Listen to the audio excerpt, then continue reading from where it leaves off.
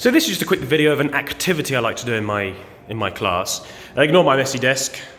I work with kids, so I can just blame them, can't I?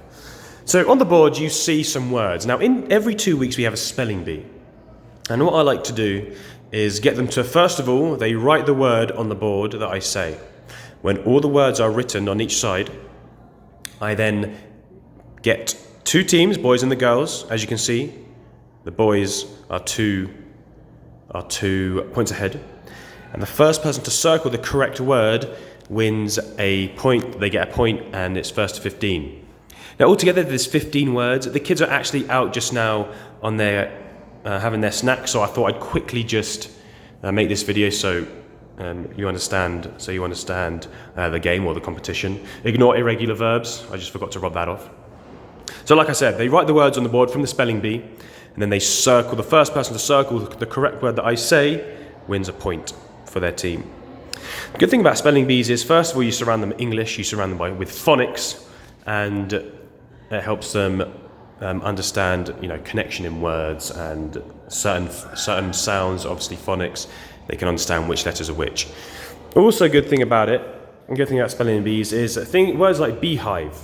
Now, naturally, you're going to get, and this is a common mistake that they will have, especially native Spanish speakers. They would put the H as a G because that's the closest their sound gets to the H sound, because they don't really use it in Spanish. Another example is thorn. They don't really use and especially not on this side of the world where they speak Spanish, they don't really use the the way we do. So a common mistake would be torn instead of thorn. That actually says score. I'm going to rub that out and put it on myself so it's a bit more clear. Also, the good thing about spelling bees is little mistakes that kids make with certain words can help them clean that up. Let's take an example. The word eat. Now, naturally, a native Spanish speaker would write IT, because that's how the I does sound in the Spanish alphabet. Another example is the. These are examples we've done in the last few weeks. A very common mistake is just writing DE. So little mistakes like this, it's good to clean up.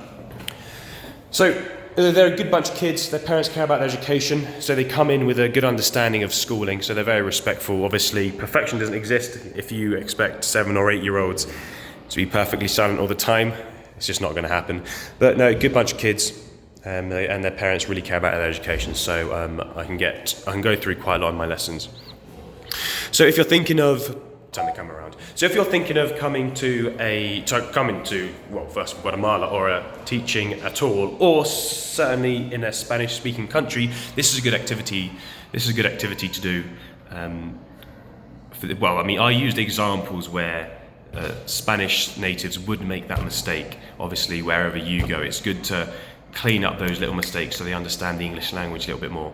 But like I said, it's a competition. Kids love it. They get involved. It gets intense. I have sweets for the winners just to make it that little bit more intense. So I hope you enjoyed this video, and see you for the next one.